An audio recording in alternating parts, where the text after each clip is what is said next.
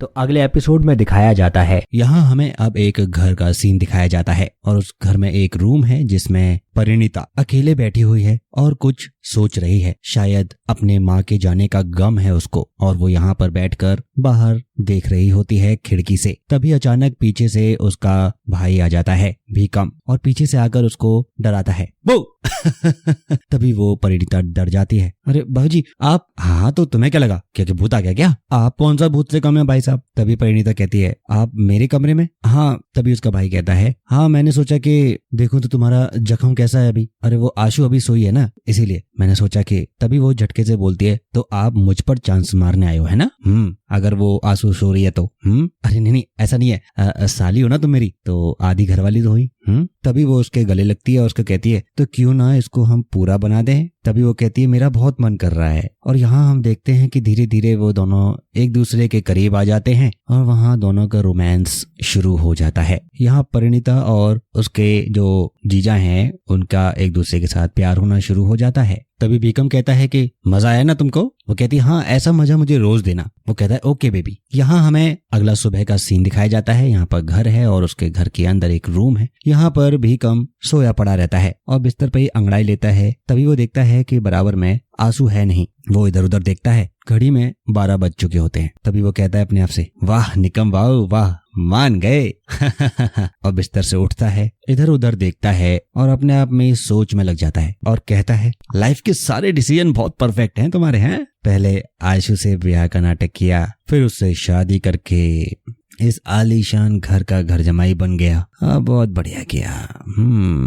लेकिन ये सब कुछ ठीक चल रहा था, ये अचानक सुलेखा जी को अभी मरना था। समझ नहीं आया। अब ये साला प्रॉपर्टी की टेंशन। अब लेकिन मैं क्यों डर रहा हूँ? हाँ इस घर की सभी औरतें तो मेरे अंडर में ही है। किसी को कुछ भी पता चलेगा तो पैसे कैसे निकलवाने हैं ये तो तुझे अच्छे से पता है निकम भाऊ। हाँ और अगर पैसे ना भी मिले तो जो भी औरतें हैं हमारे पास वो सब हमारी एटलीस्ट भूख तो मिटा ही सकती है और मैं उनके साथ ऐसे ही मजे ले सकता हूँ। तभी वो हंसने लग जाता है। तभी वहां से पता नहीं किसने एक पत्थर फेंका। आखिर ये पत्थर है क्या है? वो बाहर देखता है कि किसने फेंका। वो वहां पर आकर देखता है कि आखिरकार ये है क्या, ये बाहर से आखिरकार किसने क्या फेंका है। वो उठाने जाता है और देखता है ये तो एक गमला है, छोटा सा पौधा। इस पौधे को फेंकने वाला आखिरकार है कौन? वो ये सोच में पड़ जाता है। तभी वो कहता है ये चल क्या रहा है इस घर में, कौन कर सकता है ये? कुछ तो गड़बड़ है, कुछ तो होने वाला है यहाँ पर। तभी अगले सीन में हम देखते हैं कि घर की बालकनी है और यहाँ पर परिणीता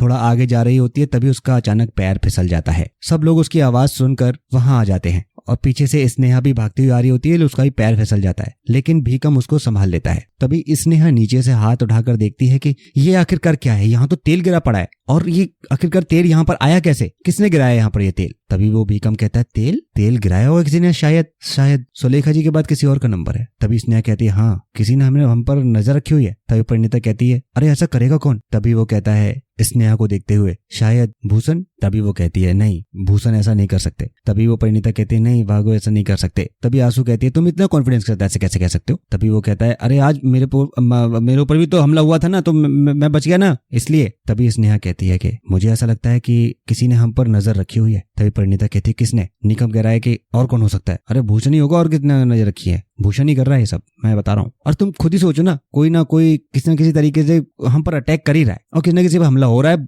बाल बच रहे हैं हम लोग। पता नहीं भूषण हमेशा घर से बाहर होता है, आखिरकार ऐसा कौन सा काम होता है उसके पास? तभी परिणीता कहती है अरे नहीं कुछ भी हो जाए लेकिन ये काम दादा का नहीं हो सकता, मैं सही कह रही हूँ। और आशु भी इसमें कहती है हाँ सही का भाव का काम नहीं हो सकता। स्नेहा थोड़ा सोच में पड़ जाती है। तभी आशु परिणीता को उठाती है और उसको ऊपर ले जाती है। यहाँ पर स्नेहा और भीकम नजरों में अपने आप से बातें कर रहे होते हैं एक दूसरे से। और तभी स्नेहा कहती है कि मुझे तुम्हारी बातों पर यकीन है, वैसे भी वसीयत के हिसाब से 7 दिन निकल चुके हैं, सिर्फ 3 दिन बचे हैं और इन 3 दिनों में हमें पता लगाना होगा कि सुलेखा जी का कातिल है कौन, वरना ये प्रॉपर्टी हमारे हाथ से निकल जाएगी। भीकम कहता है हाँ ठीक है, तुम जाओ भाई, पन्नू का ख्याल रखो ठीक है, बाकी मैं देखता हूँ क्या कर सकेंगे।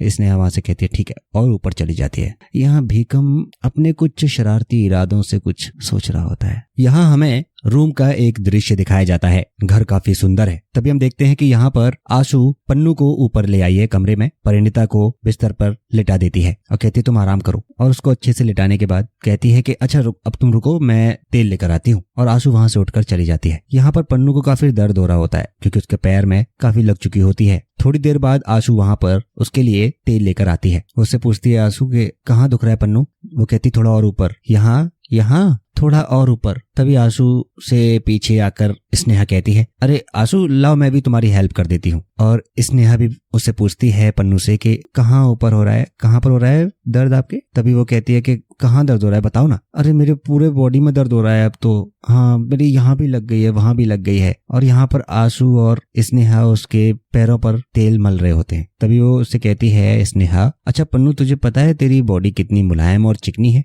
तू बता तेरा कोई बॉयफ्रेंड नहीं है क्या? तभी वो कहती है नहीं मेरा कोई सच में बॉयफ्रेंड नहीं है। तभी वो कहती है कि अरे शर्मा मत, तू मेरी वहीनी है, तू मुझसे सब कुछ शेयर कर सकती है। तभी आशु कहती है अरे तू बता, शर्मा मत, बता ना, मैंने भी अपनी बातें सारी वहीनी को बता रखी है ना, बता दे। तभी वो कहती है पन्नू नहीं मेरा कोई बॉयफ्रेंड नहीं है। तभी वो कहती है स्नेहा कि अगर मैं तेरा बॉयफ्रेंड होती ना तो मैं तुझे कभी नहीं छोड़ती। तभी पन्नू कहती है कि तो आप मेरे साथ क्या करते? तभी पन्नू को देखकर आशु कहती है अच्छा क्या करते मतलब? तभी स्नेहा बोल पड़ती है अरे मैं अच्छे से मालिश करती और तुम्हें बिल्कुल ठीक कर देती। तभी पन्नू कहती अच्छा बस, मुझे तो लगा कि तुम और भी कुछ ज्यादा करती। तभी आशु कहती है और वो पन्नू आशु को उठाकर ऊपर बेड पर ले आती है। और यहाँ हम देखते हैं कि ये तीनों ही एक दूसरे के करीब आ जाते हैं, तीनों एक दूसरे से पास आ जाते हैं और यहाँ तीनों मिलकर एक दूसरे के साथ रोमांस करना शुरू कर देते हैं। जब इन तीनों का रोमांस खत्म हो जाता है तभी स्नेहा कहती है आशु से वहिनी कितने दिनों के बाद ऐसा मजा आया है ना?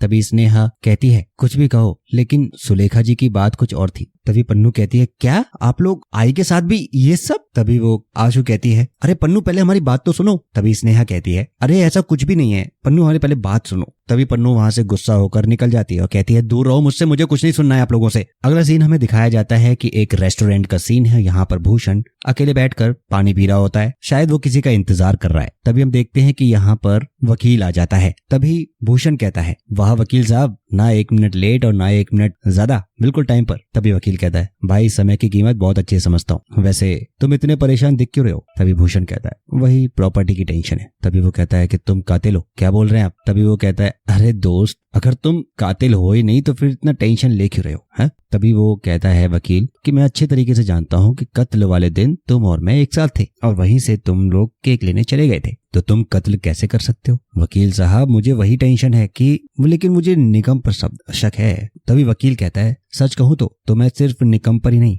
बल्कि पूरी फैमिली पर शक करना चाहिए, लेकिन ये सब मैं कैसे कर सकता हूँ? तभी वो बोल पड़ता है देखो मैं तुम्हें बताता हूँ। वकील कहता है देखो कातिल का पता लगाने के लिए हमारे पास सिर्फ 10 दिन का वक्त था और जिसमें 7 दिन तो निकल ही चुके हैं ऑलमोस्ट। अब हमारे पास सिर्फ 2 से 3 दिन ही बचे हैं। अब अगर कातिल का पता नहीं चला तो 200 करोड़ की प्रॉपर्टी ट्रस्ट में चली जाएगी। तभी भूषण कहता है वही टेंशन तो मुझे भी है, फिर क्या करें? तभी वो कहता है वकील मैं तुम्हारी मदद कर सकता हूँ लेकिन उसके बदले में मुझे क्या मिलेगा? तभी भूषण कहता है जो आप मांगो। तभी वकील कहता है कि हमें एक शर्त लगानी होगी। वो कहता है क्या? वो कहता है 200 करोड़ की प्रॉपर्टी, 2 करोड़ ठीक है, और उसके साथ मुझे और भी कुछ चाहिए। क्या चाहिए? तुम्हारे घर की ये सारी औरतें। तभी भूषण कहते हैं क्या बोल रहे हैं आप? तभी भूषण से कहता है अरे ठंडे दिमाग से सोचो भूषण, 198 करोड़ रुपए तुम अगर सारे परिवार वाले आपस में बांट भी लोगे ना तो पूरी जिंदगी बैठ कर खाओगे। तभी भूषण सोच में लग जाता है और कहता है थोड़ी देर बाद ठीक है मुझे मंजूर है। तभी वो भूषण से कहता है वकील तुम्हें मैं अपना प्लान बताता हूँ, तुम्हें जैसा मैं कहूँ तुम्हें वैसा ही अपने फैमिली वालों को बताना होगा,